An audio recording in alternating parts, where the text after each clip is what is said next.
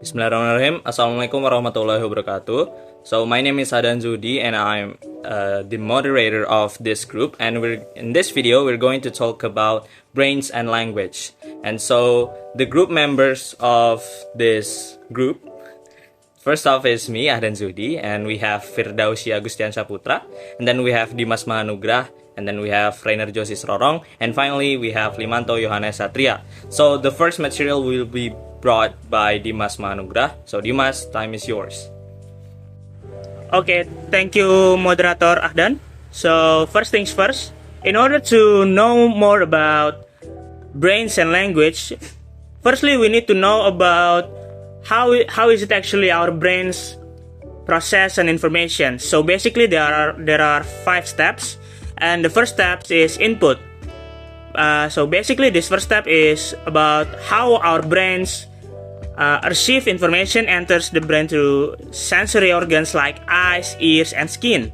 So these stimuli are converted into electrical signals that travels to the brain. And the second step is processing. After the brain's input the information, the brain interprets and analyzes the incoming signals. So there are things called neurons in our brains. These things communicate through electrical and chemical signals, forming intricate networks to process information. And after that is memory. So this process information is stored in various types of memory, such as short-term memory holds recent information, while long-term memory stores it for a more extended period. This further explanation will be explained by my colleague in the next slide. So basically these steps involves the strengthening of synaptic connections between neurons. And next is decisions. So the brain evaluates the processed information, drawing on stored memories and assessing the situation. And neural circuits engage in complex patterns to make decisions influenced by emotions, experience, and also our learned behaviors. And lastly is output. So this final step involves transmitting signals from the brain to different parts of the body, directing actions or response, and motor neurons convey these signals to muscles and glands, resulting in physical or psychological reaction based on the processed information. So that's how our brain receives an information, and the next slide will be explained by Rainer. Okay, thank you Dimas. And here I'm gonna talk about the brain areas for language learning. Let's break down each of these brain areas and concepts in the context of language learning. The first one, primary motor and sensory function. These areas of the brain are responsible for basic motor movement and sensory perceptions.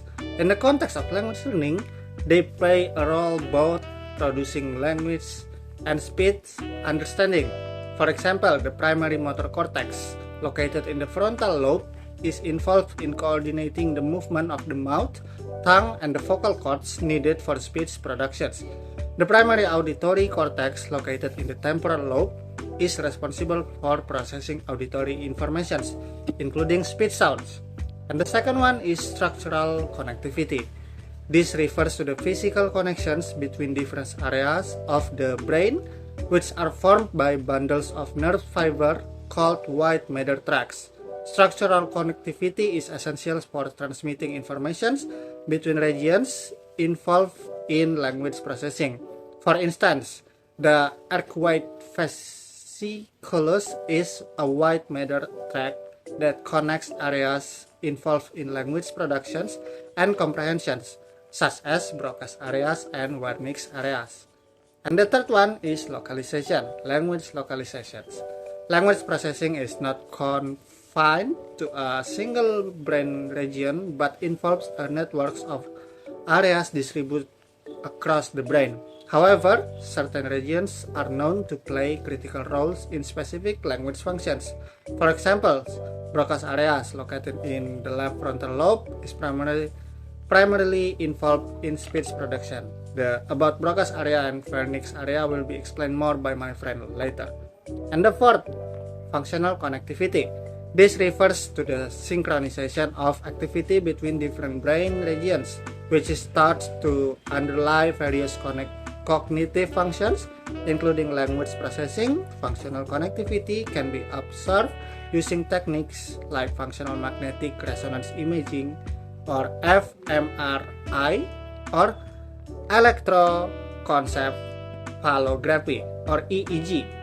For example, when someone listens to and comprehends speech, there is coordinated activity between auditory regions and language areas like Broca's and Wernicke's areas, reflecting their functional connectivity during language processing tasks. Understanding these brain areas concepts can provide insights into the neural mechanisms underlying language learning and processing. Okay, maybe that's all from me, and the next material will be explained by my friend. Okay, thank you, Rainer, for the explanation. Now we're gonna go to the next material, the connection between nerve cells in the brain and the relevance for language learning. There are 5 key points. The first one is synaptic connection and learning. Every experience, whether conscious or unconscious, results in small changes in the strength of synaptic connection between neurons. These changes facilitate the encoding of information and skills in the brain. For example, when you interact with an unfamiliar cat, the sensory experience of touching its fur and observing its reaction become linked to your previous experience of petting cats, enhancing your understanding of cat behavior and texture. The second one is linking of information. Language learning involves linking various aspects of a word such as its sounds, meaning, context, and sensory experience through synaptic connection when you learn a word. These different components become interconnected with other related information stored in your brain. The third one is brain plasticity in language process. The brain exhibits plasticity, allowing it to reorganize in response to sensory impairments. This adaptability impacts language processing, as seen in cases where areas of the brain typically used for one function, such as sound perception, are repurposed for processing visual language in deaf individuals. The next one is formation of motor and memories. Learning language also involves forming synaptic connection between motor neurons and sensory memories related to language-related motor tasks. For instance, the act of speaking involves activating motor neurons and recalling sensory memories associated with producing speech sound. The final one is linking intention with motor and sensory memories. Effective language learning relies on strong link between intention, motor memories, and sensory memories. When recalling how to perform a task such as saying your name or baking an egg, the activation of motor neurons is impaired by your intention and accompanied by sensory memories associated with the task. That's all for my explanation. Okay, thank you, Firdausi. And now it's my time to explain the next material. The next material is areas of the brain work together in terms of learning a language. And about the area of the brain work together in terms of learning language, there was 2 brain parts. The first is Broca's area, and the second is Wernicke's area. Broca's area located in the frontal lobe of the brain's dominant hemisphere, or usually the left hemisphere for right-handed individuals, is primarily responsible for language production and speech articulation. It helps to plan and coordinate the movements of the mouth, lips, and tongue necessary for forming words and sentences. Damage to Broca's area can result in expressive language difficulties, where individuals have trouble speaking fluently, but can still comprehend language relatively well. And the second is Wernicke's area, situated in the posterior part of the superior temporal gyrus of the dominant hemisphere, or typically the left hemisphere, is involved in language comprehension and language spoken and written language. It helps in interpreting the meaning of words and sentences. Damage to Wernicke's area can lead to the receptive language deficits, where the individuals have difficulty understanding language despite being able to produce speech fluently.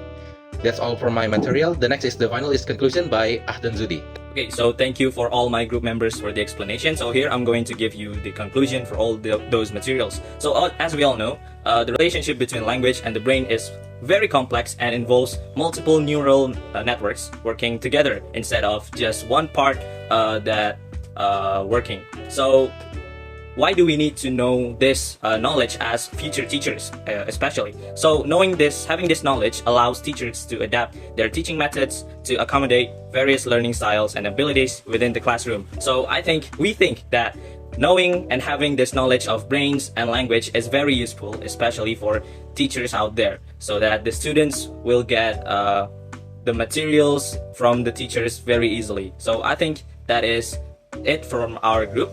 Thank you everyone for watching this video.